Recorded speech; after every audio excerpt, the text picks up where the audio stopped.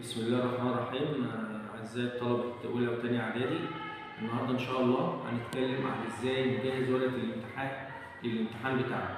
طبعا إحنا عارفين السنين اللي فاتت كانت الوزارة بتنزل لنا كراسة بنشتغل فيها، اللي هي الكراسة اللي زي دي كده، خلاص. بس طبعا بقالنا فترة كده الكراسة دي ما بتنزلش، فإحنا اللي بنجيب الورق من نفسنا ونعمل. النهاردة هنعرف إزاي نجهز الورق، ومش نجهز الورق بس، لا ده احنا نجهز الورق بتاعنا عشان نخش امتحاننا ان شاء الله اللي هو يوم 4. وخلي بالكم الامتحان ما بدأتش مع الامتحانات الاساسيه، لا هنبدا ان شاء الله امتحان نص السنه اولى وثانيه اعدادي يوم 4/1 من الساعه 8 الصبح للساعه 10. الامتحان مدته ساعتين. الكلام ده هنعرفه ان شاء الله في الفصول، انما النهارده عايزين نعرف ازاي نجهز الورقه اللي احنا هنرسم فيها وهنشتغل فيها داخل لجنه الامتحان بتاعتنا. هنعرف الكلام ده مع بعض بالتفصيل، وهنبدا نجهزه وان شاء الله هنشوفه على مدار الاسبوعين اللي جايين، وهديك الاوكي عليه بحيث تخش الامتحان ان شاء الله يوم 4/1 معاك وتظبط دنيتك فيه. هنشوف الكلام ده عملي قدامنا. ده الامتحان بتاعنا. الامتحان بتاعنا بيبقى عباره عن سؤال نظري اجباري وسؤال تعبير فني، خلاص. وعندك 3 اسئله بتختار 2، سؤال تصميم ابتكاري وسؤال تذوق وسؤال جص ولزق، وانتوا عارفين الكلام ده طبعا.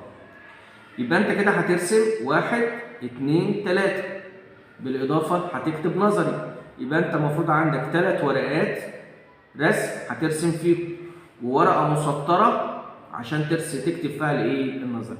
اذا الكراسه بتاعتك لازم تحتوي على 3 ورقات بيض هترسم فيهم، بالاضافه لورقه مسطره هنكتب فيها النظري. ده نظام الامتحان بتاعك. طيب اجي اطبق الكلام ده بقى على الورقه اللي احنا عايزين نعملها. هجيب 3 ورقات، اروح اي مكتبه وهجيب 3 ورقات بي، 3 ورقات A4، 3 ورقات مصورين عاديين خالص، 1 2 ادي 3 ورقات بيض خالص من اي مكتبه، 3 ورقات بيض من اي مكتبه. واجيب عريضه، ورقه عريضه مش فارغه، هات نص عريضه، ورقه عريضه مسطره، شايفينها مسطره عشان اكتب فيها النظري.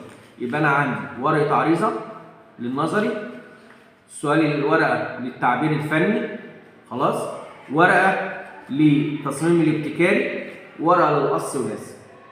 يبقى احنا عندنا 3 حاجات هرسم فيهم، 3 مواضيع هرسم فيهم. بالتالي انا جايب لهم 3 ورقات، ادي 1 2 3، بالاضافه للجزء النظري معايا اهو هجيب له عريضه واحطها كده، بالاضافه لحاجه اسمها المرايه. المرايه دي هتلاقيها في اي مكتبه، خلاص، وتحطها عليهم ويخليه يدبسهم لك ب3 دبابيس بالشكل ده.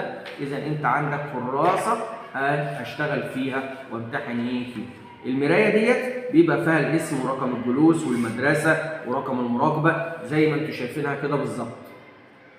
بيبقى فيها كل حاجه، فيها الاسم ورقم المراقبه اللي هو رقم السر اللي بيتحط من الكنترول، والدرجه والمحافظه والسنه اللي بتتصحح، فيها كل حاجه زي ما انتم شايفينها كده. الورقه دي هتلاقيها في اي مكتبه. قول له انا عايز ورقه المرايه بتاعت الامتحانات، هيحطها يجيبها لك ويحطها لك على 3 ورقات مصورين بالاضافه لورقه مع العريضه، ويثبسها لك دبوس فوق ودبوس في النص ودبوس تحت، وتبقى على هيئه كراسه عاديه خالص اشتغل فيه. طيب ايه المتاح ليا في الامتحان او قبل الامتحان؟ المتاح ليا ان انا ممكن اعمل الاطار.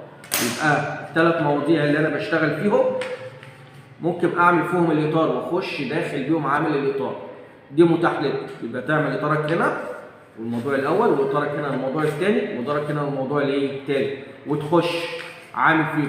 طب ايه المتاح لك برضه قبل الامتحان؟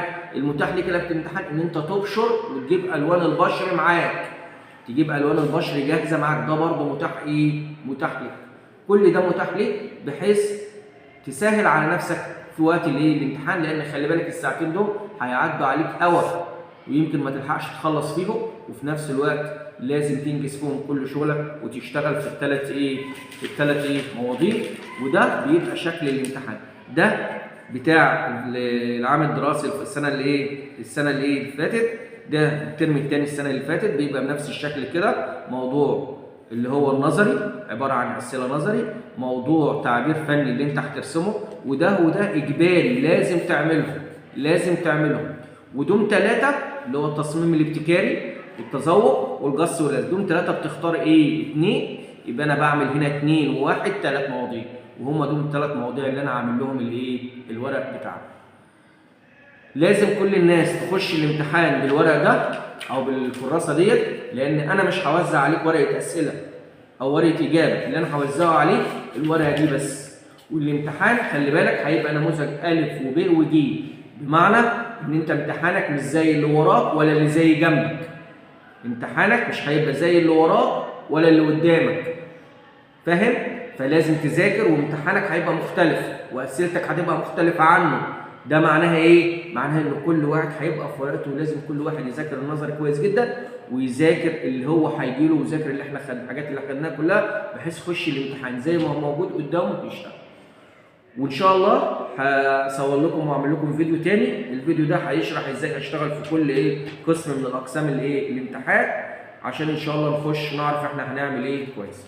وتمنياتي لكم بنجاح والتوفيق.